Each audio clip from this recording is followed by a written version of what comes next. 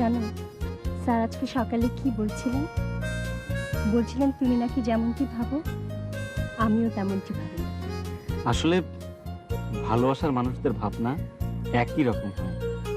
কিন্তু হঠাৎ এরকম আগাম ঘোষণা দিয়ে সাক্ষাৎ করতে বলার কারণ? কারণ ওই ভালোবাসা। কাল সারা রাত ডিউটি করেছি, সকালে তোমাকে দেখবো এই আশায়। হঠাৎ মিটিং এর খবর পেয়ে গেলাম, ভাবলাম আবার আগামীকাল দেখা হবে। অসম্ভব, তাই জরুরি তলব। কিন্তু বাসায় তো গেলে পারতে। নিশুটার খুব জ্বর, তোমাকে দেখলে নাকি ওর জ্বর ভালো হয়ে যাবে বলছিল। আমাকে দেখলে? এখনো যখন যাইনি, একেবারে আনুষ্ঠানিক ভাবেই যাব। তার তো কোনো আয়োজন দেখছি না।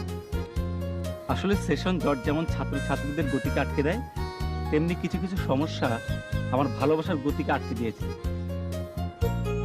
তোমার সমস্যা যে কবে শেষ হবে